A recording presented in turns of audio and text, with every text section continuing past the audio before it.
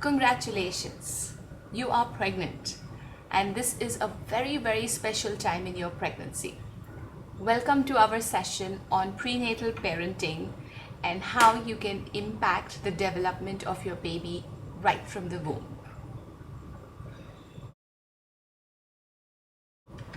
So, being pregnant, this is something that all of us would probably relate to.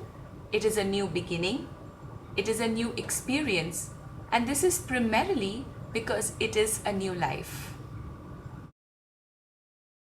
So, what does pregnancy bring with you? The first and foremost that is probably there in your mind is doubts and queries, and these are innumerable. Should I sleep this way? Should I do this? Should I be traveling by rickshaw? Should I be coloring my hair? Should I be eating Chinese? Is papaya good for me? Is having white things going to make my baby fairer? And so on and so forth. There are innumerable doubts and queries which relate to a lot of myths and misconceptions. These are, of course, some of the things that we will be covering with you through our other sessions, but pregnancy definitely brings a whole motherload of these. And if you think that doubts, queries, myths, and misconceptions are really phenomenal now, you really will experience many more once the baby is born. Nutrition is something which every mother is very careful about. She wants to think about her diet, she wants to think about her food because she knows that this is what is going to her baby. Over and above this, you are probably thinking about your doctor and your birthplace. Today in our country, we have various options from a pure hospital birth to delivering at home, from delivering on a bed in a delivery room to actually delivering in a tub of water. So these are things and choices that you have to consider and decide at this point of time. Advice, this is something which again, the moment that pregnancy tummy is visible, a lot of people will start giving you well-meaning advice, and it becomes really difficult for you to decide whether you want to do this or not and how it confuses you. Planning finances is something which probably every father is thinking about, and from the hospital expenses to shopping expenses to delivery expenses to doctor bills to even later thinking about education, thinking about planning your baby's life. So fathers really get into this very seriously. Moms love to shop. So there is this whole huge range of shopping products which are available for the baby, and we really don't know what and how much to buy. Your professional life is probably under consideration as well. Maybe you are undergoing changes in your pregnancy which require you to really be less professional, work a little less, take some time off. And of course, there is going to be a lot of change once the baby comes. You don't know when, how much you will be able to go back to work. So these are some of the doubts that you are having about your career. And of course, there's spouse involvement. Every woman wants that her husband should be a part and parcel of her pregnancy and post-delivery phase and also be involved as a parent. So that gives me to this last little line which I've left, and. So what do I mean by this and? The question that the and is bringing is, when do you actually become a parent?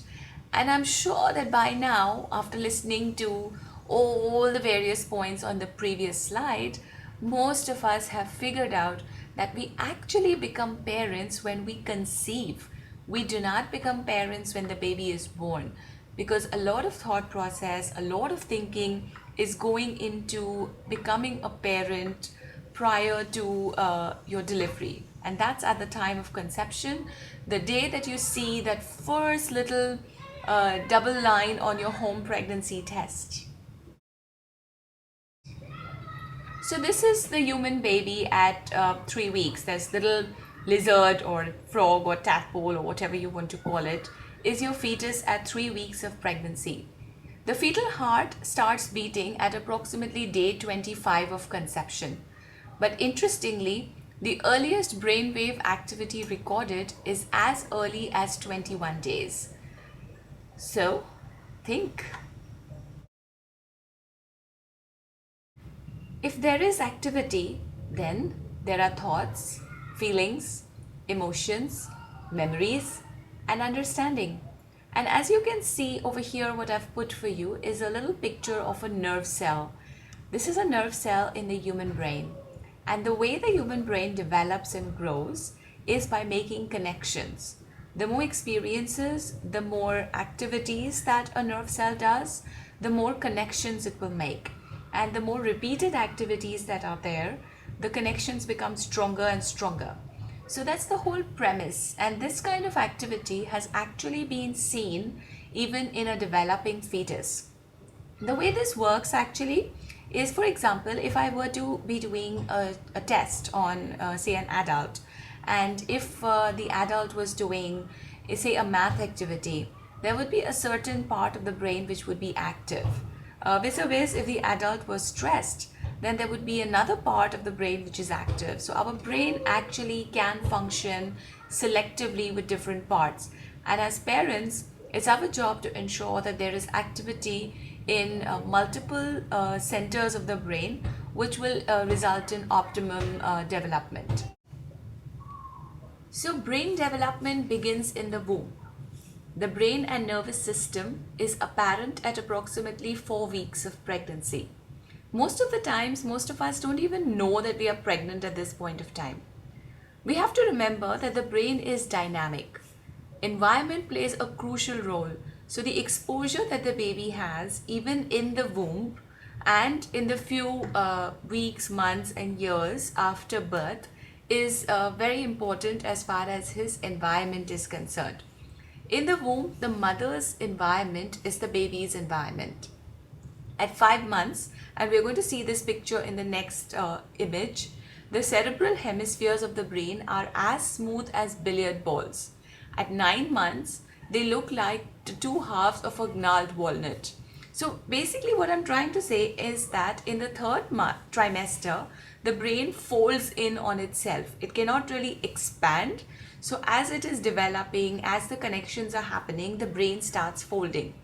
What is important here to remember is that in the third trimester, the DHA content of the fetal brain increases by 3 to 5 times. So the essential part for mums to remember is that your protein intake, especially in the third trimester, is very crucial to brain development. So here you can see the image. At 25 weeks, the brain is so small and it is so smooth. And at full term, that is the lower picture, the brain has really folded and it looks like a half walnut. Now, interesting part to note here is the picture on the right in the bottom is an adult brain. And if you were to compare the brain of a full-term baby with that of an adult, it actually is the same size almost. There is very little development that happens post-birth as far as the growth of the brain is concerned. So the stress on development in the womb becomes all the more important. In the first 12 weeks of life, the DHA content is going to triple in the brain.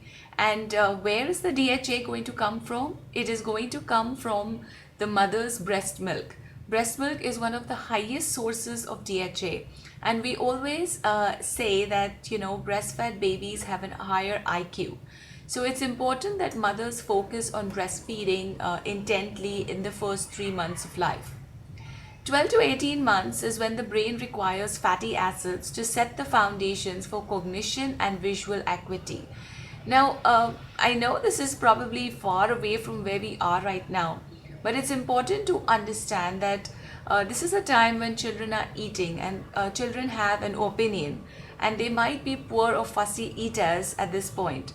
So it is important that as parents we focus on what our children are eating to ensure that there is no compromise in the brain development. Starting from the weaning phase, the time that you start introducing solids to your baby, it is important that you're careful and cautious and start setting the right habits. Please don't follow weaning options as if it's just advice which people are giving you. Please follow a doctor or a nutrition counselor who can help you and guide you with the correct weaning steps. Ideal weaning will ensure that tastes develop correctly, habits are formed, as well as nutrition content is taken care of. I'll give you a simple example. If your baby at the time of weaning, say, requires about 800 calories, 500 of these is required by the brain and 300 is required for other functions like breathing, respiration, digestion, etc. Now, naturally, the heart has to beat, the breathing has to happen, respiration has to happen. So, if the baby eats the wrong calories, eats less calories, which generally happens, when we start weaning, we give dal water, rice water, strained vegetable juices or soups. These are low calorie foods. The heart and the respiratory system and the digestive system will pull the calories first because those are essential functions. But what will get compromised will be the brain development aspect because the brain can function with less nutrition as well. You have to also understand this fact that in the womb, every minute, 100,000 new nerve cells are created. At birth, the baby has about 100 billion nerve cells. So imagine, even by the time you finish this session, how many nerve cells have been created. As development progresses, each neuron will make as many as 10,000 connections to other nerve cells. So more connections than there are stars in the universe. The neurons the baby has in old age are the same neurons that are formed during development in the womb. It's not like, skin cells which will degenerate, fall off, and then there is fresh skin cells, etc. The brain cells, as the neurons and the nerve cells of the brain, they do not age and die like the other cells in the body. So we're really making a bank of neurons here and a bank of connections here, which is extremely important. So what actually impacts fetal development? And we are really talking about the brain here. There is nutrition, which is what the mother eats, and that is what goes directly to the baby. There is the environment, and here we are talking about the mother's environment. So the people she meets, the places where she visits, her experiences. Then there is the exposure. And now in terms of exposure, it is the experiences that the mother can give to her developing fetus. And finally is the stress levels. So the mother's stress levels can greatly impact the baby's development. Let me give you a simple example. A mother who's stressed out is going to have stress hormones in her blood, and this is what is also going to transfer to the baby through the placenta. There have been numerous studies done on the Holocaust victims. So mothers who were pregnant during the Holocaust having babies with high stress levels. Of course, this is a very age-old study, and a lot of research has happened after that. The most viable study in this has been done on the 9/11. 200 mothers who were pregnant and who witnessed 9/11 were followed for a year post their deliveries, and their babies were examined, checked, observed, and right down to blood tests as well. These babies also recorded high stress levels even at 1 year, and this was compared with babies of mothers from similar backgrounds, similar demographics, and the stress levels were much lower. So it goes without saying that high levels of stress experienced by the mother during pregnancy even impacts the baby post-birth. These are 5 areas of development which any psychologist would look at: language, social emotional, cognitive, gross and fine motor development, and physical development. Now let us look at each of these a little bit more closely. Of course, with gross and fine motor and physical, it's only nutrition which is going to make a great impact, and the rest can be done post-birth. But for the other 3, there is a lot of development which can happen even in the womb. The first step is language development. Interestingly, babies start picking up language skills in the last 10 weeks in the womb. How can we help this? Talk to your baby. If you don't feel like talking and you don't know what to talk, you can just simply even read to your baby. But otherwise, describing your daily activity, what you are doing, what you are feeling, what you are seeing, this can be great stimulus for the baby. I have seen this so many times in class, because what happens is that the baby has been hearing my voice while the mother has been coming for her prenatal sessions. And post delivery, if the mom comes back for any kind of personal consults, etc., baby tends to recognize my voice as well. Singing to the baby can also have a great impact. What I would recommend here or suggest here is to sing a particular lullaby at your bedtime.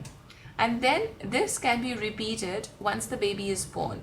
So there is repetition which is happening when the baby is in the womb, and this will help the baby to be calmed and soothed with the same lullaby even post birth. Soothing music is also very relaxing to the mother and to the baby. Please remember, the baby is hearing what the mother is hearing. Putting headphones on the womb is not just the idea, is not the solution. What you need to do is the mother has to hear, the mother has to experience, the baby has to hear, and the baby has to experience. All four parameters have to be in place for music to have an effect on the baby. Always remember, the baby is hearing what the mother is hearing.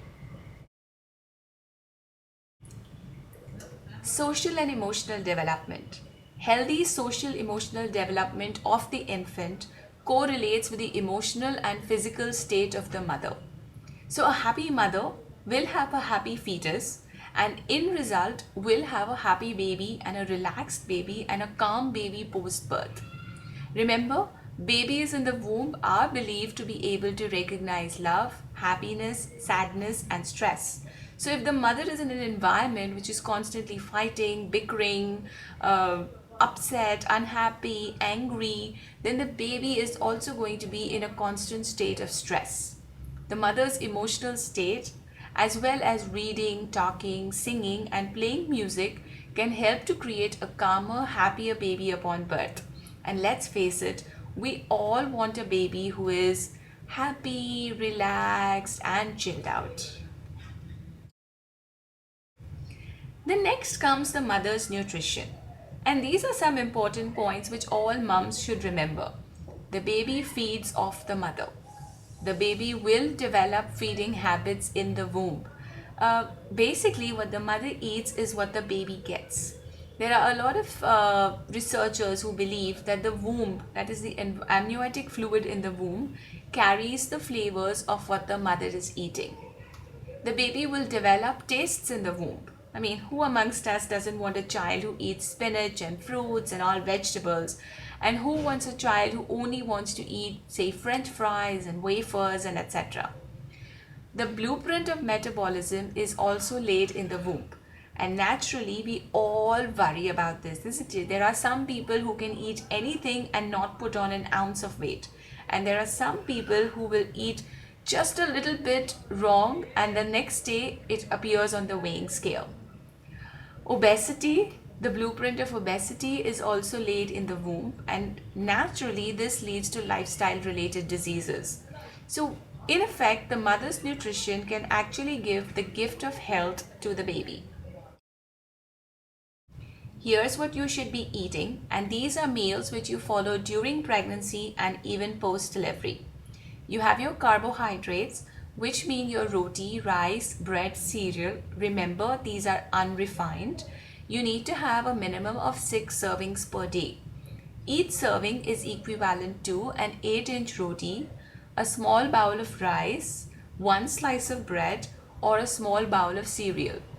Your vegetables and your fruits, these have to be a rainbow diet. The more colors you include in your diet, the better. Per mum, you need to consume 300 grams of vegetables per day and 200 grams of fruit per day. Protein is extremely essential. So dals, legumes, meat, egg, soy, nuts, seeds, minimum of 3 servings per day.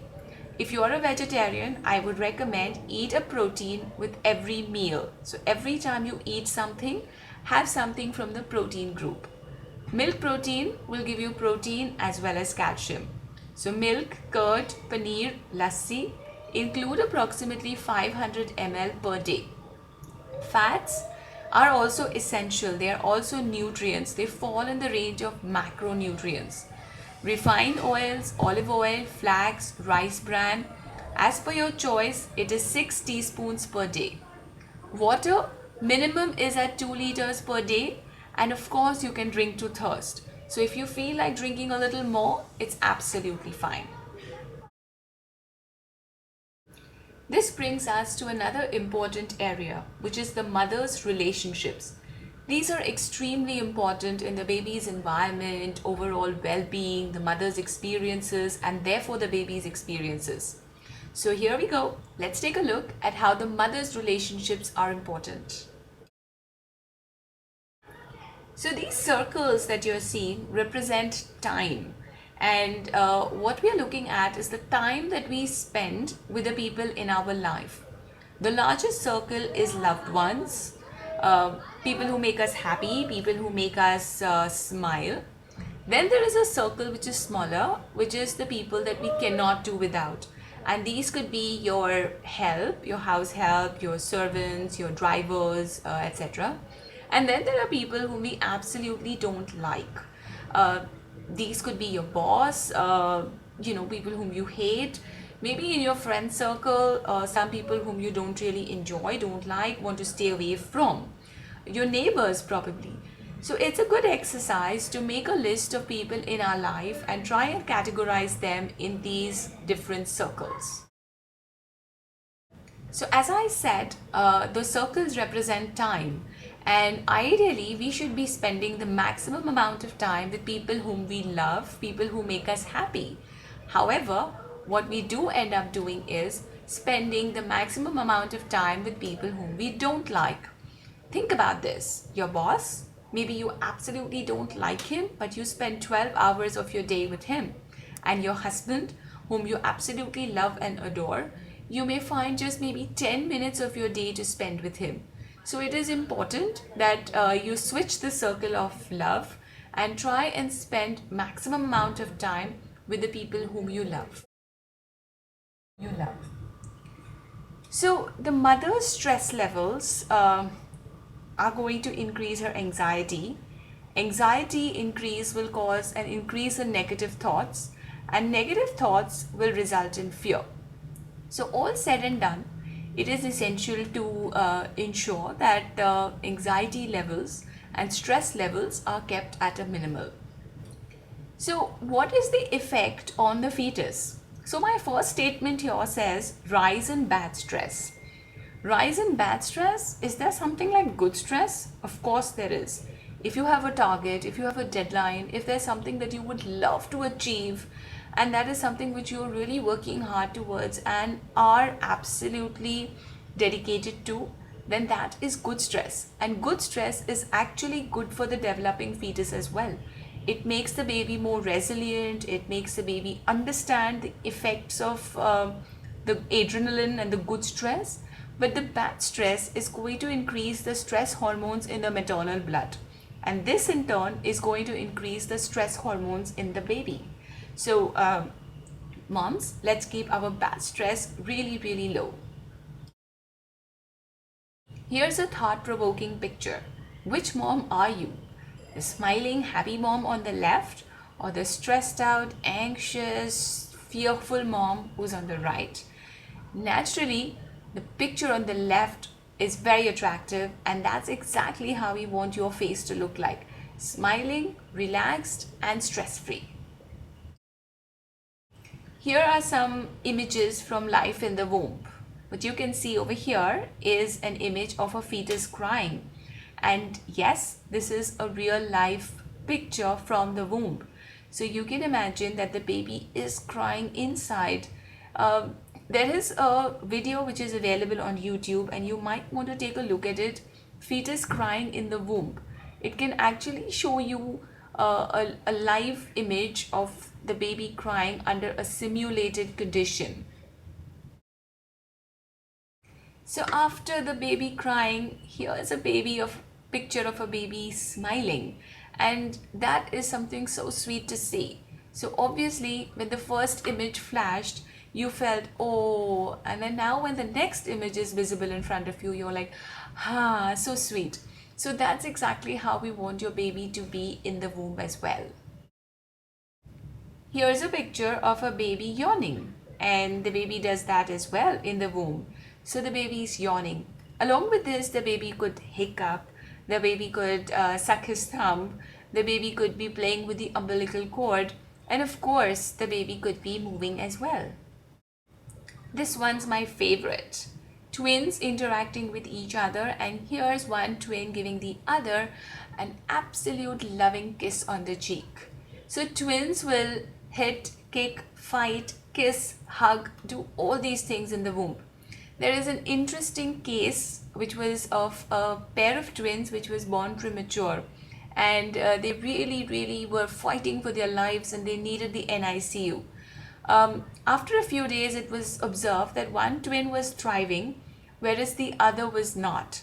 And it became essential for the doctors to convey to the parents that it is possible that the second twin will not make it. Then there came this really young, vibrant, experimental neonatologist who decided that in the womb the twins were living together. So now, why do we have them in two different incubators? Let's put them in the same incubator and see what happens. So what he did was he placed both twins side by side, allowing them to touch, feel, hit, kick, hug, etc. each other. And magic, miracle, in just a couple of days, it was observed that the twin who was not thriving started doing well. And eventually, the twin did so well that he caught up with his twin as well and could go home healthy to his parents. So imagine when the doctors were ready to give up on him, just putting him in an environment which was familiar to him, an environment in which he was comfortable, really helped the twin to survive because he was missing that. He felt he needed that for his basic survival as well. So in the womb, the baby kicks, the baby stretches, the baby plays with the umbilical cord, the baby sucks its thumb, and of course, twins will hug, kick, touch, and play with each other. And we see these traits even after the baby is born. So babies will try and replicate all the actions of the womb. Remember, the mother's environment is the baby's environment. So create a conducive environment for the baby, as this will ensure that the baby is happy and smiling inside. Cognitive development, another area that we've spoken about before or mentioned before. Let's give you a definition. Cognitive development refers to a child's abilities to collect and process sensory information, including the ability to remember, to solve problems, construct thoughts, and make decisions. Cognitive development is influenced by both genetics and the learning environment. It begins when the child is first conceived, still in the womb, and continues through adulthood. Now read the definition again. Ability to collect and process sensory information, the ability to remember, solve problems, construct thoughts, and make decisions. Doesn't that sound like the CEO of one of the Fortune 500 companies? Cognitive development can be nurtured. So let's put our best effort to create CEOs of Fortune 500 companies. So what can I do in the first few months to aid development? Isn't that something that I feel would be more structured, something which is more in my control? So here are a few tips that you could try once your baby is born as well. So the first step is language skills. How can I aid language skills in the first few months of life? First and foremost, try and talk to the baby in normal tones and accent. Baby language sounds really cute, but remember the baby is learning how to copy you and you are the role model. Introduce the baby to multiple languages, especially the mother tongue. The language center of the baby or a human being is actually the most active, productive, receptive in the first 3 years of life. So the more languages you introduce here, the better. Of course, we don't want you to play tapes of different languages so that the baby picks those up. The key here is actual speaking of the language in a normal day-to-day routine environment. So if you are a particular of a particular mother tongue and your wife is of another, then please go ahead and speak both with the baby, because that would be really helpful. And then of course there's always English and Hindi. So both these languages will also develop simultaneously. Whenever you speak to your baby, always make eye contact, because babies learn how to focus, and they are very, very keen and interested in making eye contact and being spoken to. Very important is responding to the sounds that the babies make. A baby will talk right from birth. It's just that we don't understand their language. So those, babbling sounds that they make, respond to them. Appear as if you're paying attention. Acknowledge them. This encourages them and it allows them to experiment with more sounds as well. For gross and fine motor skills, we have to first look at eye muscle development. And what I've got here on the screen is a rattle. It's an attractive, multicolored, bright rattle. That's something that you're looking for. So it's bright, it's attractive, and plus it will make sound. So what we are looking at is show this to the baby at a distance of 8 to 14 inches. When you realize that your baby is focusing on it, then slowly move the rattle from left to right. When you realize that the baby is following that, then move it from top to bottom. And then when you realize that the baby has figured that out as well, then do slow circles. But always remember that these movements have to be really slow. They cannot be fast. Once the baby kind of masters this activity, the next thing would be the eye-hand coordination. Your baby would be interested in trying to grasp the rattle. He will miss it many times, but eventually the coordination will happen and he will get the rattle. Then he wants it and he wants to hold it. They look very cute because when they try to hold it, it falls off because their grasp is not fully developed. Great. Keep offering it to the baby. Keep letting him try, because that's how he will develop his grasp, and these are all normal areas of development. Another thing which would help gross and fine motor skills is tummy time. Of course, tummy time means that the parent has to always be present and supervised. You cannot leave your baby on the tummy alone. In the initial stages, it will appear as if the baby is struggling to lift his head, but believe me, this is great exercise for the neck muscles. And then slowly, as the baby learns to lift his head and a little bit off his chest as well, this is going to start encouraging neck and back muscle development. As these muscles become stronger, this is going to encourage crawling, sitting up, standing, and of course walking.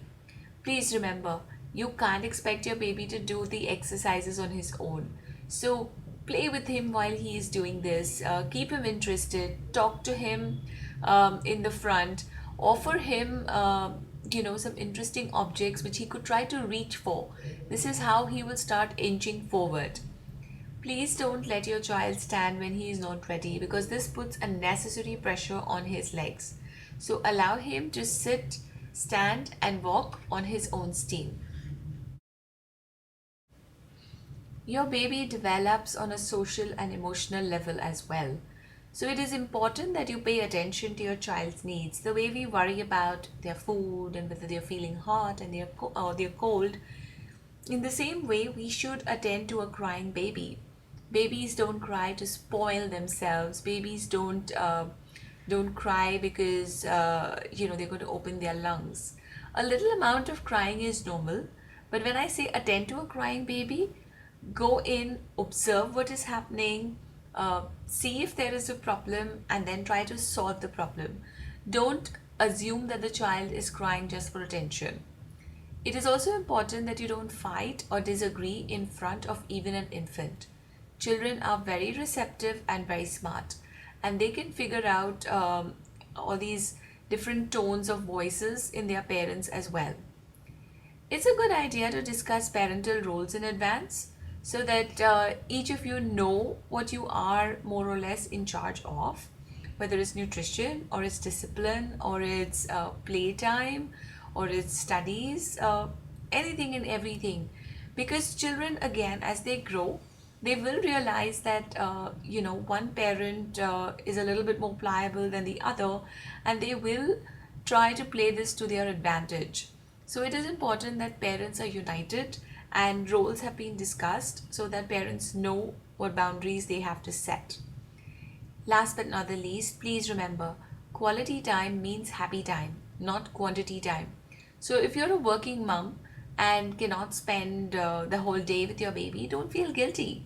But when you do come home, don't bring work with you. Don't sit with your mobile phone, or don't try to attend to all the household chores, and don't be crabby and irritable.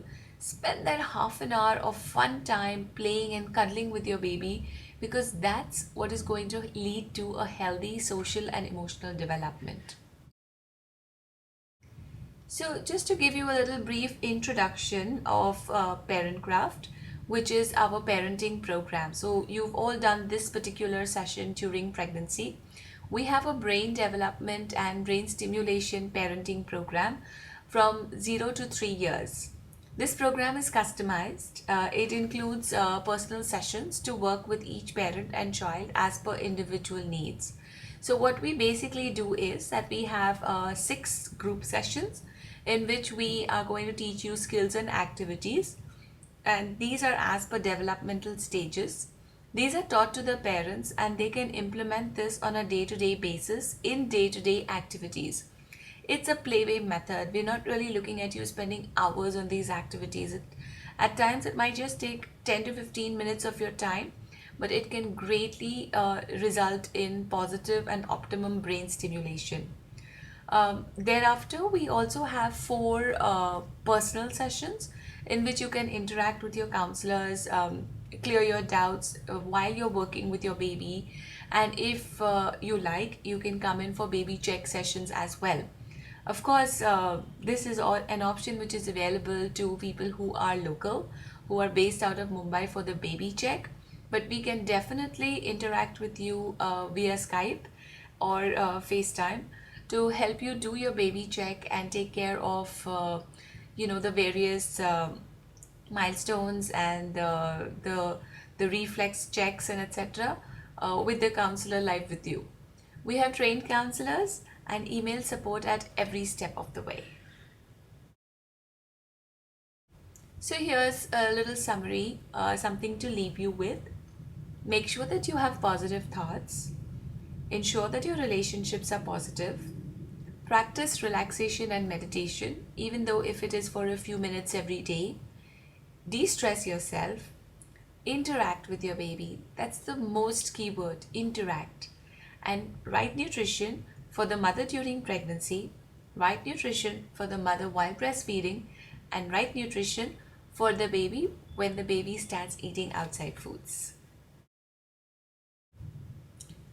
Thank you very much. I'm sure you've enjoyed the session as much as I've enjoyed doing it for you. These are my contact details if you'd like to get in touch with me regarding any questions on the session. My personal email ID is sshivlani, sshivlani @gmail.com. Great. Have a nice day and take care.